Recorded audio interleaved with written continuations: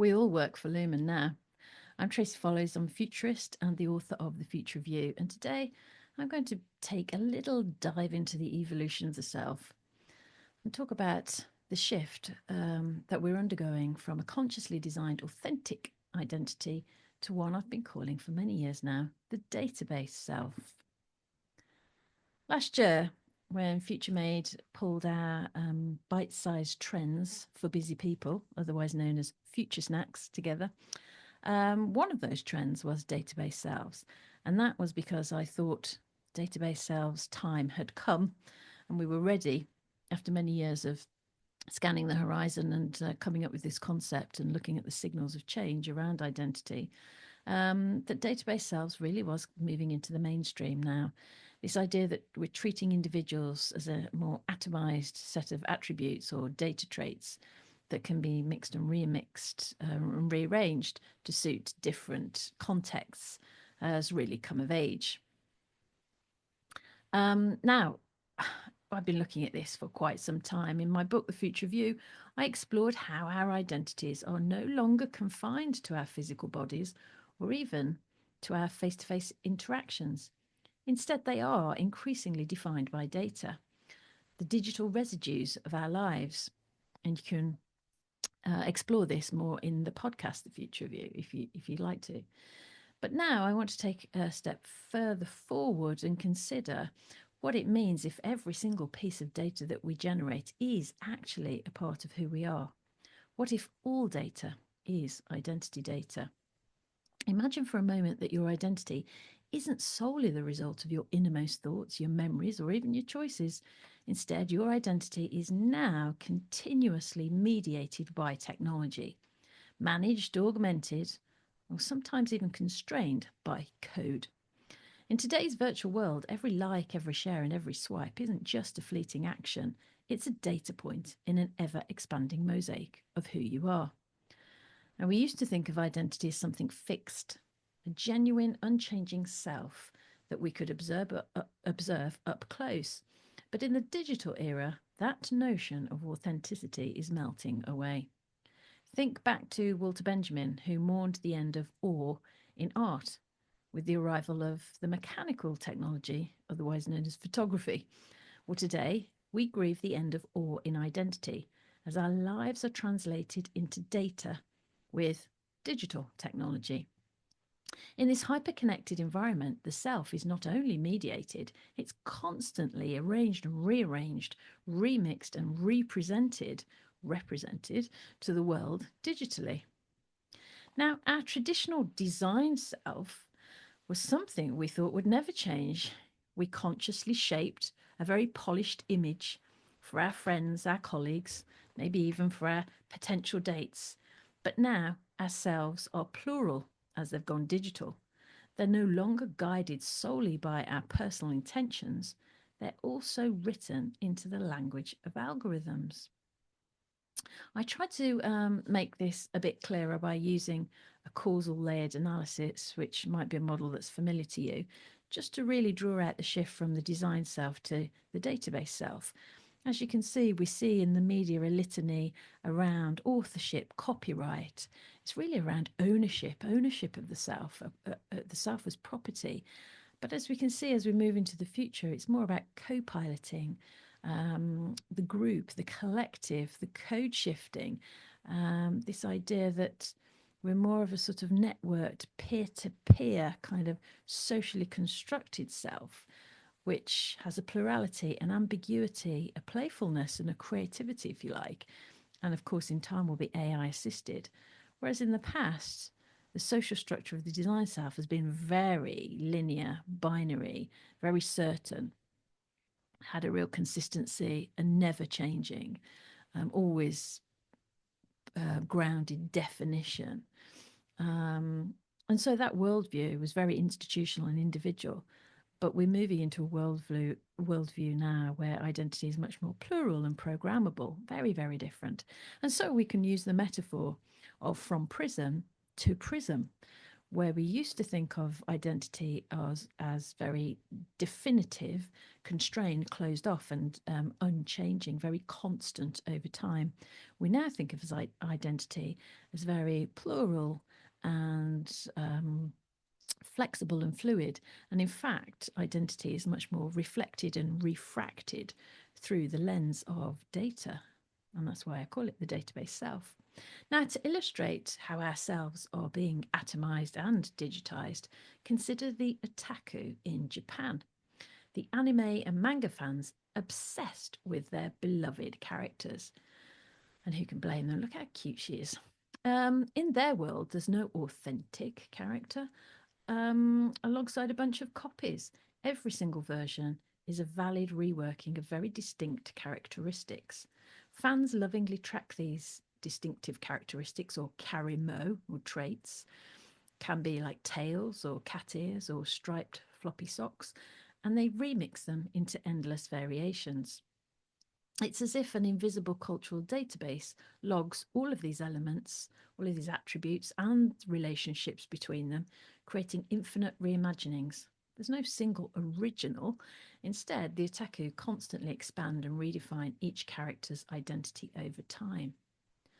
We're doing something very similar with ourselves online, mixing, remixing, arranging, and rearranging our traits to suit each new context that we find ourselves in from one moment to the next. And in doing so, we're both profiling ourselves and being profiled by others. Authenticity stops being the priority and profilicity takes over.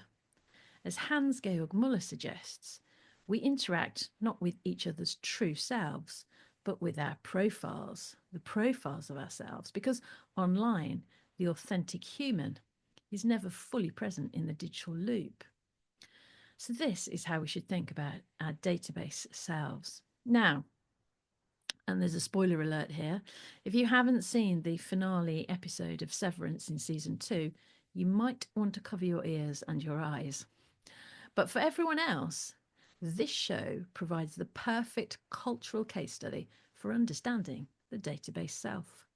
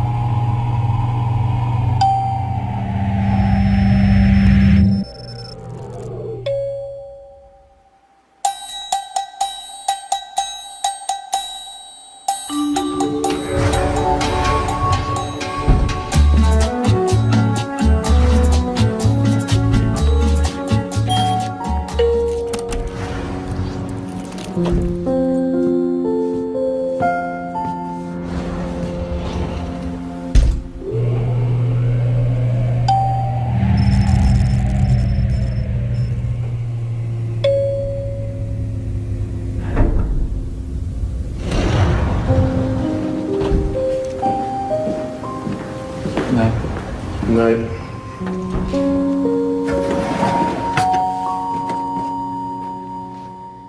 In Severance, employees' work and personal lives are surgically split, creating two separate personas. Emotions, personality, and even memories are captured as data to build entirely new selves. The corporation isn't just managing productivity, it's literally recoding identity. Now, this dystopian glimpse reveals what happens when external forces seize the delicate task of identity creation. The characters' work selves aren't just altered, they're engineered. Their emotions, quirks, hopes, and crucially their tempers, are logged as data, then repackaged for a new existence. It's a stark metaphor for how personal data in our world is already shaping the stories we live by. And it's no longer sci-fi. Algorithms curate our news feeds, recommend our next binge watch, monitor our spending, and even track our driving habits. Every emotional micro-expression can be a data point that reconstructs us as a database self. Just like the Severance characters, we risk being reduced to marketable profiles, stripped of the messy, unpredictable essence that makes us human. In the season 2 episode Cold Harbour, we learn that Gemma's identity has been used to create multiple innies, multiple digital personas that look like her but exhibit slightly different personalities for different contexts. This echoes what a Chinese youth researcher told me while I was writing and researching the Future of You. He said to me, I have so many different selves and they're all me, but they're all different for all different usages, different contexts, different social circles. Now, I've often argued for embracing our multiple selves, so I won't rehash that here. Instead, let's focus on what it means for a future where we mingle with digital intelligences, where our database selves work side by side, cheek by jowl, with AI co workers. As Salesforce's CEO Mark Benioff recently put it, we are the last CEOs who will manage only humans. From this point forward, we'll manage both human workers and digital workers. Now, many of us aren't prepared for this very grey area where human selves and machine selves overlap, but I've been thinking about it for quite some time because if we don't take ownership of our database selves, someone else will. Right now, companies are busy harnessing our faces for security applications, using our behaviours to train AI for customer service, and capturing our micro expressions for hyper targeted advertising. Heck, even the data from our tyre pressures as our cars trundle along is being collected because it says something about not only where we've been, but who we are. We freely contribute to building these profiles, yet it rarely occurs to us to own them. Those who do get it, like certain celebrities, are already monetizing their data profiles or offering fractional ownership of their avatars. Think Kendall Jenner as her Billy chatbot or some of the work Grimes has been doing. Imagine in the not so distant future that your database self might be treated as a fully fledged identity, engaging in economic activity independently. I mean, you could find yourself taxed not just on your physical income, but on the revenue generated by your top performing virtual identity in the metaverse. This is entirely plausible if we view identity through the lens of the database self. In Severance, Lumon Industries seats its severed employees at desks in a white walled building full of connecting lifts. But that's just a metaphor for the metaverse. It's a tangible way to show how multiple versions of ourselves can be created from data alone. A multiplicity of complex selves coded from our personal attributes, our carry-mo. Meanwhile, the outie sits outside in the so-called real world, clinging to the notion of one authentic identity. In reality, we're all working for Lumon Industries now, or at least that's not far off. The physical designed self may persist in the real world, but our database selves are already thriving in virtual worlds. The next question, I suppose, is will these two worlds truly integrate? Or will we eventually become database selves in both? If you've seen Severance's Cold Harbour, you might suspect you know the answer. Perhaps all I can say is that Mark S. took ownership of his innie. And my closing thought is this, I guess, to remember that in the age of AI, all data is identity data, and that it's up to each of us alone to shape the narrative of our future selves.